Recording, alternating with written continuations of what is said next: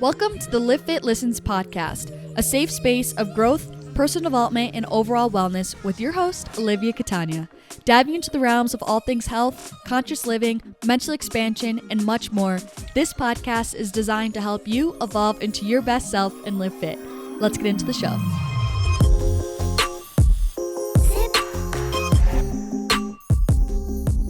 Hello, you guys. Welcome back to the Livfiit Listens podcast. I'm ready to go today. I don't know if you can tell, but I've had such a busy day. It's literally a Sunday, and I have been grinding today. I mean, I didn't actually start working until like noon, so I'm not going to pretend like I've been grinding all day since like 7 a.m.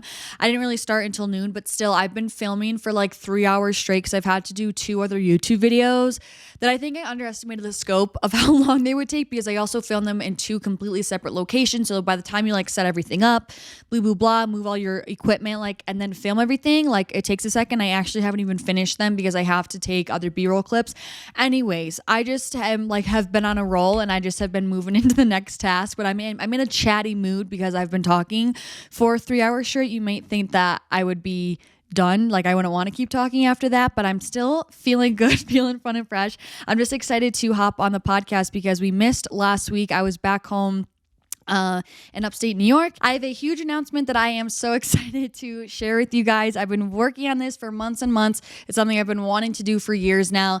And it is that I'm officially finally launching merch. I've been hinting at it like nonstop on my Instagram stories. Even on here, I've worn this crew neck before. So I'm officially launching a crew neck, which I'm wearing here, and also a t-shirt. So the t-shirt is in this kind of like light blue, what I call Livfiit blue. It's very standardized Livfiit blue, really cute t-shirt, very high quality. And then also we have this crew neck, and this is more so in like an orchid, lightish purple, light pink color that's still decently neutral, to be honest. It kind of is like mauve-y, but like more so with the purple undertone than a pink, if you will.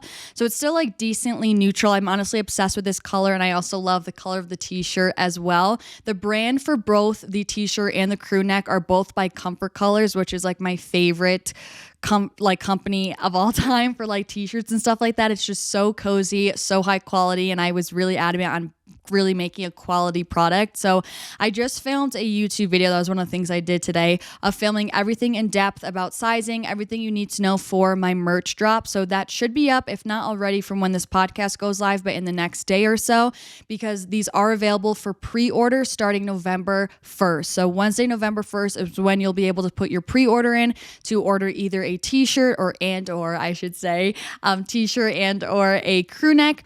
And pre-orders will be open for 2 weeks. So from November 1st to November 15th is when orders will be taken. They'll be live on my website for you to be able to put your order in. And then from there, I'm going to be taking all those orders after those 2 weeks, putting them into the company that I'm using. They're going to order the garments from Comfort Colors, get those garments in, print on them. I'm going to go pick them up, bring them back to my house, and then I'm shipping everything out individually in-house. So that may seem, inefficient to do everything in-house and like not do drop shipping, but since this is my first merch launch ever and I'm very into doing things very personally, intentionally, like putting a lot of intention, time, and care, I really wanted to be the ones to touch every garment, write a thank you note to every single person that ordered, and ship it out. So I think it's just going to put a really personalized touch and feel on it, and that's something that's very important to me. So please keep in mind, if you are looking to buy merch, it will take anywhere from 4 up to 8 weeks to arrive to you. I know it's a really big window, but it just kind of depends on me being able to rush production and all those different types of stuff. Also depending on where you live, if you're ordering internationally or domestically, etc. So I'm so excited. I just can't believe it's finally happening. And I want to say thank you so much for just already the positive feedback I've been getting on Instagram and YouTube just from the announcement of my merch. Like, I've obviously been excited about this for months. So hearing how excited you guys are about it is getting me all excited all over again. And I just want to remind everyone, like, I would be nothing without you guys. And I'm so well aware that like this brand would be nothing if it wasn't for you guys listening, watching, tuning in, hearing me on the other side of it. So I am so eternally grateful to every single one of you. Like, it feels so surreal to be in this position, to finally actually be able to have a well-rounded brand enough to be able to make merch around it and also have an engaged enough audience to buy something that I put out and something that I create. So I'm so unbelievably thankful. And I guess my gratitude for today is in this episode episode is not only you guys, it's a huge thing I'm grateful for always, today and every day, but also I'm just so thankful that this merch situation just finally worked out the way that it did. I knew it was going to be something that would work out in divine timing. Like I said, I've been wanting to do this for years. So having the stars kind of finally align to be able to get this to come together, I just am so grateful I've been able to bring this to tangible form. Like I'm so thankful to the graphic designer that helped me. I'm thankful for you guys who are being the ones to consume it, the ones who are going to be putting in the orders. I'm thankful to the company I'm using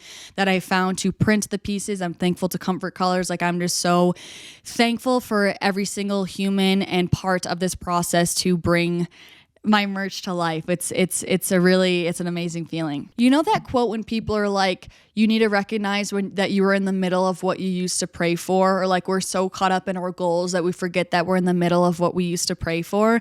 And that hit me so hard the other night, and I was like, whoa, like I feel it. Like whenever I saw it, I was like, yes, that's a good one.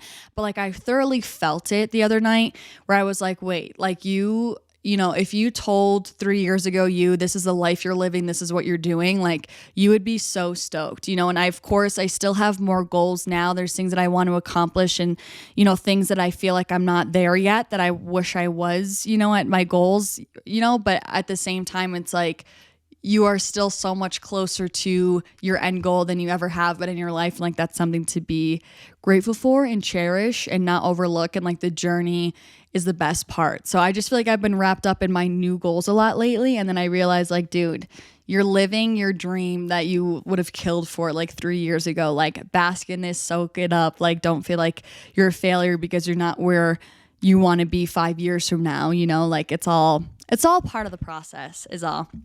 Anyway, let's get into this episode. So I do want to put a little bit of a trigger warning out there in case it's not clear from the title of the episode. We are going to be talking about food, relationship with food. I kind of want to do a trigger warning on eating disorders. I'm kind of going to be touching on that, but basically in this episode, I just really want to speak on some things that really have helped my relationship with food, because I kind of made a post on this on my Instagram story.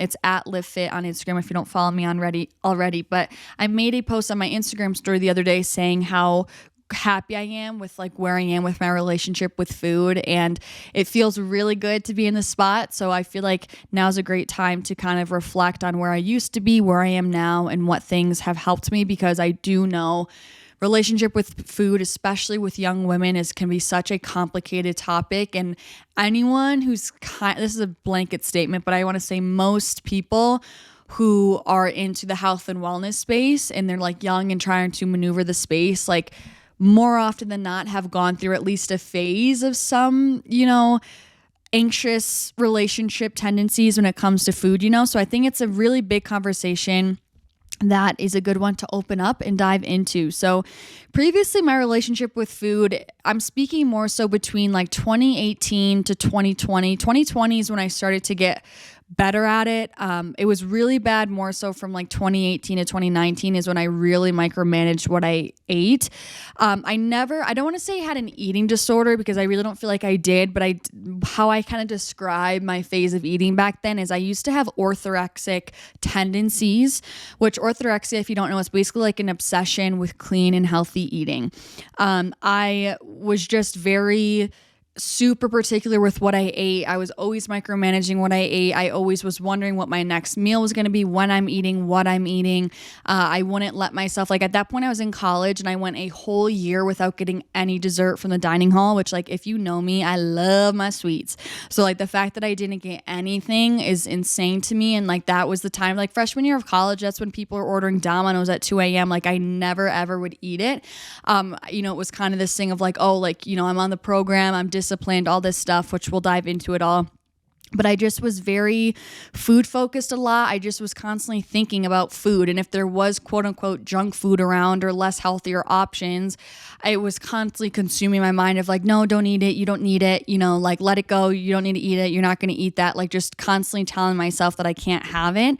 And so I also felt anxious around food as well. I just, like I'm saying, was very food focused. And I also would suffer a lot from food guilt. So like if I did end up going to get ice cream with my sister over the summer, I would feel really bummed out. Like I used to feel like I have failed myself, or I really set myself back in my fitness journey. Like just very, it was to the point where I just was super, super overall strict is how I want to describe it. And I kind of want to tread lightly with this episode because, again, if you know me, I have two harsh sides to me. I guess not harsh, but two very drastic sides to me. Like there's the part of me that's very goal-oriented, discipline-focused, understands sacrifice is needed to achieve a goal, right? And I still so believe that through and through. But I also have the balance side and the intuitive side and the listening to your body side and mindful eating side. And I think the difference is that, each one, it's situational, right? You yield each one depending on what your goal is. So I think for a certain maybe short-term goal, of course, training for a bodybuilding show is like a whole different thing. But like if you have a short-term goal of you want to achieve a certain physique, when I say short-term, like anywhere from like 3 to 9 month goal that you want to achieve, like you 100% do need to dial down. And like that's why sometimes in my YouTube videos, Coach Liv comes out, because there is times where you need to be more strict than others. But in terms of longevity for the long haul, right? I'm trying to live a healthy lifestyle until the day I die, right? So it's like that's where there's a longevity factor, and that's when I favor the side of balance, mindful eating, listening to your body, etc., because it's just not realistic to have such that strict viewpoint forever, all the time, no matter what, if you're still trying to actually enjoy all facets of your life. So I'm not also trying to demonize a stricter way of eating. I'm more so just trying to come at it from a very objective point of view of like, hey, this isn't really feasible for the long term. And like, if you're someone who's passionate about eating healthy, go for it. But for me, it got to a point where it was unhealthy for me mentally. And that took me a long time to realize. And I just know now how much better I feel and how much more relaxed I am around food and how much more I'm enjoying so many different dishes and memories around food now than I ever have. Like it makes me realize how unhealthy I was in that point in time, because it just simply wasn't serving me. So now my relationship with food is honestly, I think, the best it's ever been in my entire life. And I've been loving being able to enjoy myself, whether it's with my family on Sunday dinners when my mom makes pasta and sauce, or my boyfriend and I are going out and we want to get dessert, or my boyfriend and I will honestly cook and bake a lot. So being able to enjoy desserts with him, or having homemade pizza nights, and like not being stressed makes me so thankful to have gone through what I have gone through and to be where I am with my relationship with food. And I just am able to enjoy myself so much more, because there's so many memories around food. There's so much culture around food.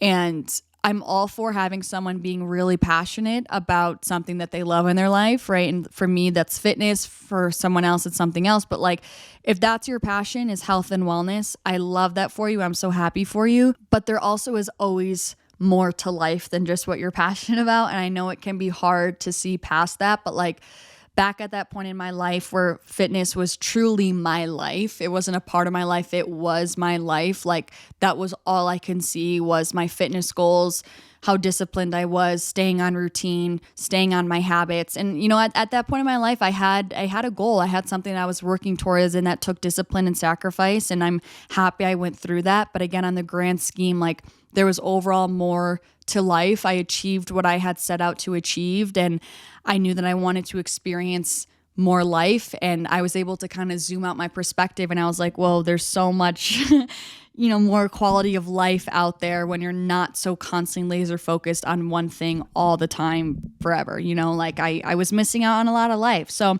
the number one thing that really helped with my relationship with food, amongst all else, was that the food is not going anywhere. It's going to be there in 15 minutes. It'll be there in an hour. It'll be there tomorrow, even the next day. I think this was a huge thing for me because when I would let myself have more fun foods is the word I'm going to use, I felt like I needed to eat it all right then and there because I didn't know when the next time I was going to be able to eat it was, or I felt like, I'm quote unquote cheating now. So I might as well just like eat it all while I can because I'm like in the cheat, if that makes sense. I just constantly felt like it was fleeting for some reason. Like I felt like the opportunity was going to go away. I felt like I had to eat it now because I have to be on track for the rest of the other 3 weeks or whatever the case may be. And that's what led me to being way more food focused, having way more anxiety around food, not being able to listen to my hunger cues, being in more of that of like restriction. I use this term lightly, kind of like restriction and binging cycle where like I just want to eat anything, any fun foods for a long time. And then when I would let myself, I would have like a bigger serving than I normally would just because for the sake of simply eating it, you know what I mean? Because it had been so long. So like this tip in and of itself is what allows me to have balance with my relationship with food. Like if you were to ask me any tip, that's why I'm starting out this episode with this one because it's so helpful for me. If you would ask me what's my number one tip to being able to find more balance with food, it is to understand that food is not going anywhere. Because for me now, it's like if I make a dessert and I want something, in the morning I see it and I'm like, ooh, that sounds good. I want a little taste. Like sometimes I'll literally take a singular bite of something. And for some people that'd be like, oh my gosh, that's so annoying. Like how does she only want one? Like, she wants to eat the whole thing. But when you truly have a balanced relationship with food and you understand that you can have it truly whenever you want, it takes away any of that like anxieties around it or feeling like you need to eat everything all at once because you understand it's going to be there if you want another bite in an hour or 15 minutes or 2 days. Like, it's going to be there and you could always, that's like what I told myself, like there's fun foods everywhere. Even there's like your favorite dessert that your mom makes. If you still want something sweet the next day, you can go find something at the grocery store in about 5 minutes. You can find a really fun food that's wicked good. You know what I mean? So it's like, there's never a need to feel like scarcity mindset around these fun foods that you need to scarf it all down all at once.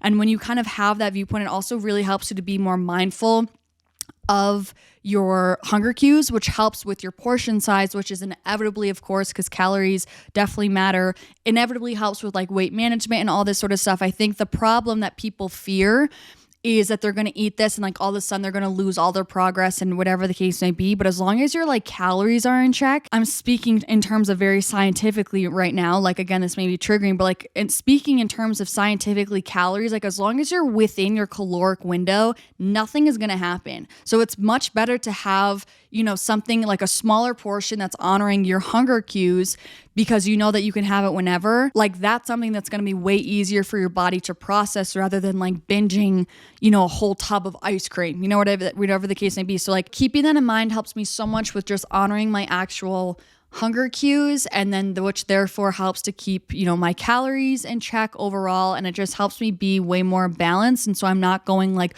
crazy balls to the walls one day, like completely having like a mini binge episode, like eating way more. Like it helps me really be more stable and just have overall more balance from day to day and still be consuming like a normal amount for my body of like what my body needs, So my second thing, which was also a huge thing for me that I really struggled with, and to be honest, this definitely stemmed from my childhood and how I was raised. The second thing that I did was I detached my worth and identity from the food that I ate.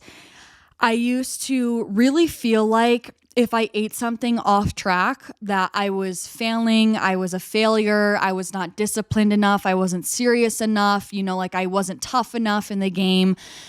Just really toxic thinking. I just at the end of the day, I was really linking my worth and my identity of who I was to the food I was eating. And like, that's not the purpose of food at all. Like the purpose of food is to fuel us have community around food, to bond around food, to experience around food. Like it has absolutely nothing to do with our worth, who we are as a person. Like detaching that helped me so much, specifically kind of with guilt, which we're going to get into in the second one, but it just really helped me not go into a spiral mentally and like truly questioning my identity if I wanted to get an ice cream cone. Because I literally used to think like, if I'm someone who's passionate about fitness and likes fitness and I want to be a strong-minded person, strong-willed, and I wanted to be that gym girl and I wanted to be fit, if I want to be that, how am I allowed to enjoy an ice cream cone?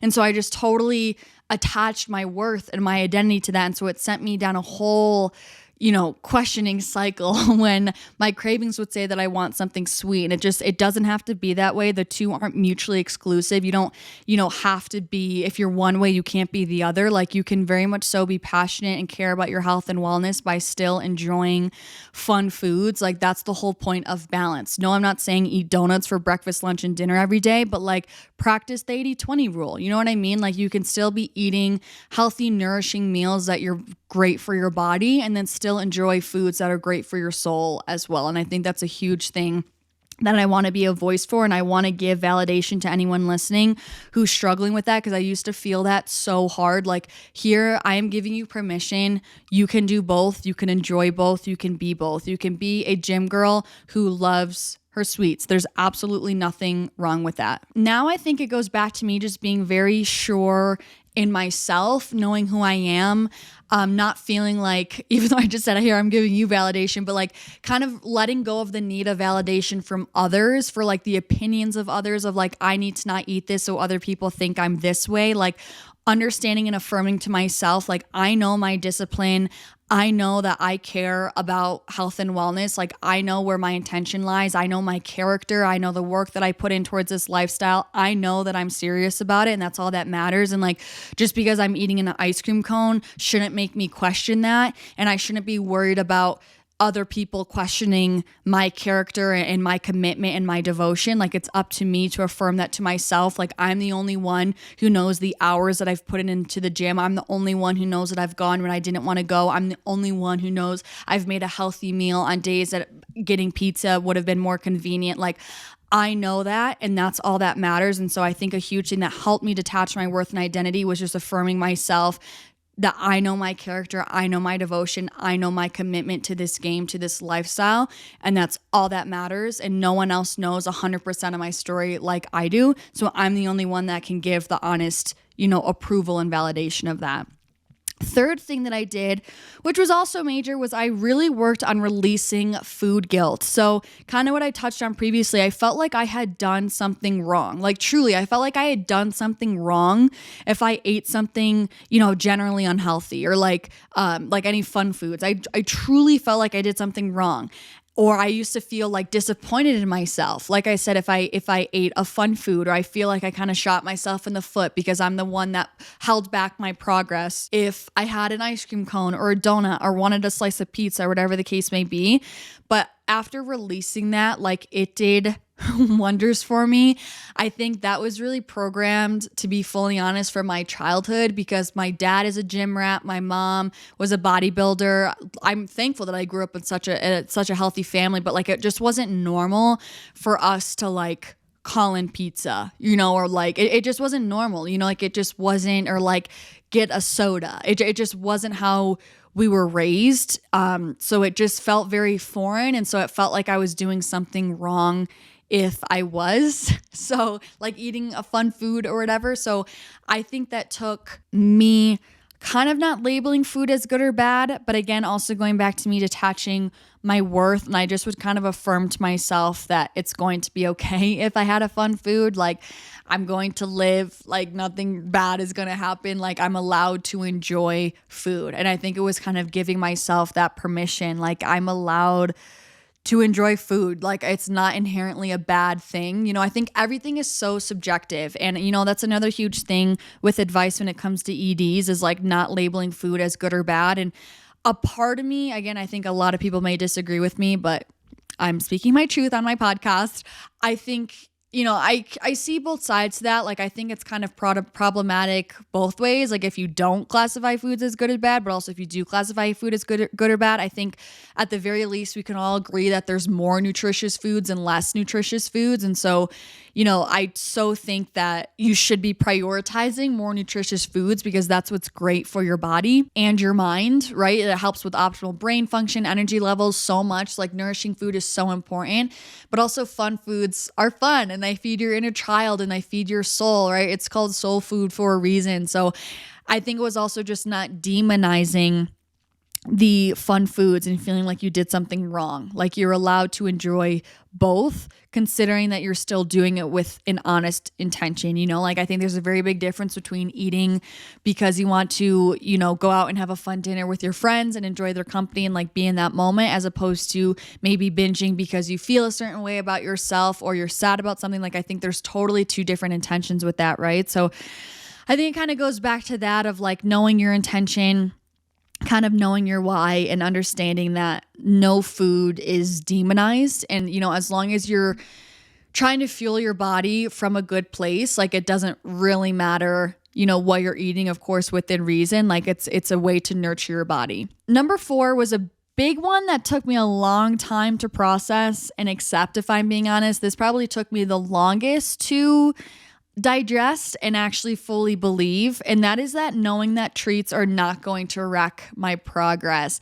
This really took me a long time to accept because I kind of just used to think like, but how, like it's her metabolism. Like how is she still eating that and still looks like that? Like that's just her metabolism, like that's not me, et cetera, et cetera. And I think this is a little bit different for me now since I'm so far along my fitness journey. Like it's definitely easier to maintain where I'm at now, right, than where I was a year or two in my fitness journey. So I do think it gets easier to maintain the longer you're more in your fitness journey and like the more progress, you've made. But I still think it holds true regardless. Like I think overall there's a huge narrative that's like, if I eat that piece of cake or have that slice of pizza, like I'm totally going to gain 10 pounds and all this sort of stuff, when it's totally not how it works. There's not one specific food that just randomly makes you gain weight. Like I talked about earlier, like calories are king. It's going to come down to a caloric surplus. And I just kind of used to think it was like this random overnight process. Like as soon as I ate it, like I was doomed. And I think it finally clicked for me when I realized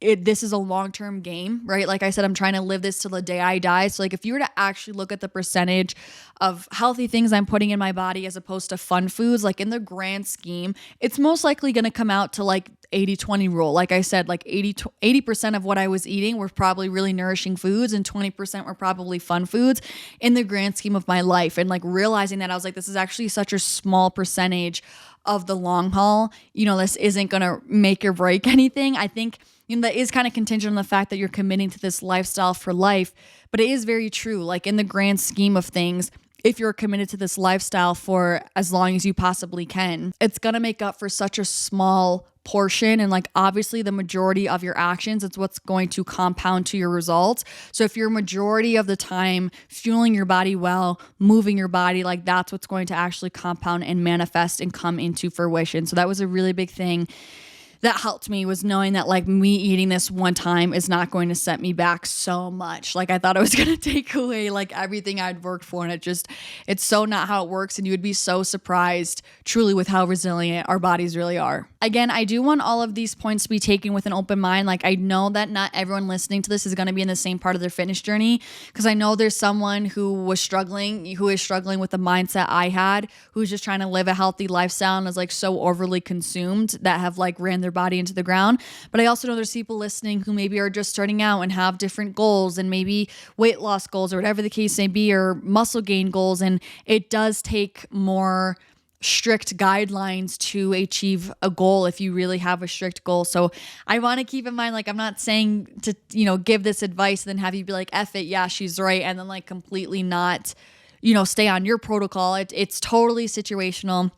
And if you have strict goals, I don't think all of these are necessarily going to apply, because I do think adherence to your program is very important. So again, please take these tips, remember that everyone is in a different point of their fitness journey. So the last one that I have, which is kind of my wholesome tip for number 5, is keeping things in perspective and just remembering that life is too precious for restriction. Kind of circling back to what I said about like having a passion and dedicating your life to it. Like I'm all for that. I have so much respect for people who do that. But again, doing that forever and ever and ever, always, like it's so, you can't do that and not at the same time be missing out on other aspects of life. So like for me, I love health and wellness. I dedicated my life to it for about 2 years in all regards, and it really shut down a lot of other areas of my life. It really did.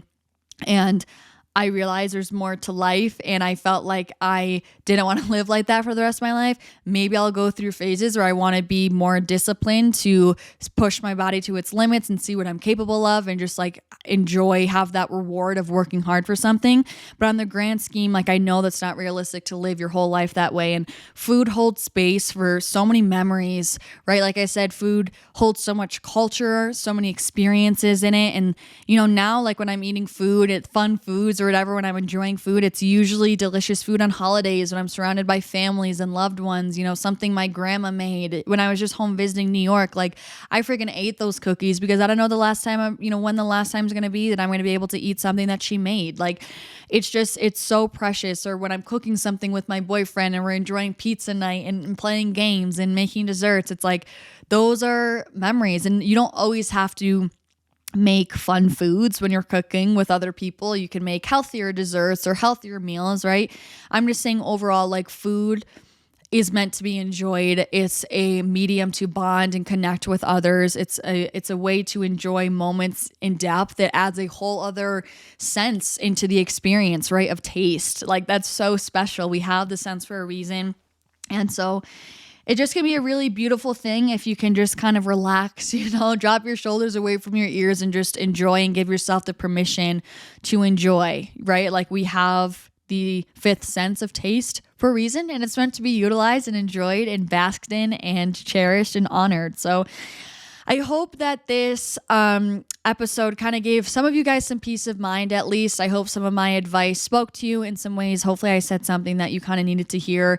I just know how restricted I felt, and I felt more so I was acting that way out of obligation again because I was trying to fit in certain shoes and be this certain person identity when I'm a multifaceted individual. We all are, and I'm someone who loves health and wellness and fitness and feeling healthy, but I will never pass out. Like I love ice cream or I love my treats, you know? So as soon as I was able to honor and embrace all parts of myself, like I feel like that's when I became a lot happier, and I feel so much more free just simply being able to enjoy myself and knowing I can choose in the moment based on what feels good. Sometimes it feels good to lean into my healthier meals, and I will say I don't even want those treats right now because I know I can have it whenever. And so it's really has helped me to really honor what my body is needing as well in that moment. Sometimes it does want the ice cream and sometimes it literally doesn't. And I say, no, I actually don't even want dessert right now. It's just not what feels good. It's not what sounds good. But the best thing is that you have the choice when you take that restrictive, feeling like you can't, when you take that away, it finally gives you the choice. Because if you think about it, if you're so strict from yourself, you don't even give yourself the choice to know if you want it or not. So you just eat it when you do have the opportunity because there's no other option. You know what I mean? So giving yourself that space finally actually allows you to choose what feels good for you and your body. And that's where you can actually live in sync and in synergy with your body and what it's needing. So the affirmation for this epi is I detach my identity and worth from my food choices. I detach my identity and worth from my food choices. I feel like I haven't done a health and wellness themed episode in ages. So this was kind of fun and fresh. I feel like I would have maybe made a YouTube video out of this, but whatever. Thank you guys so much for listening. Again, if you are interested in getting some merch, you can check out the YouTube video on my page, which will give you information on all things merch. And if you're looking to go, just jump in, you're ready to order, you know you want one. Pre-orders start November 1st, this coming Wednesday. And it will be open for 2 weeks. So from November 1st to November 15th, pre-orders will be open for you to order a t-shirt and or a crew neck. Thank you guys so much again. I love you guys so much. Thank you guys so much for listening. I'm sending you so much love, and hopefully I'll see you in the next episode. Peace out.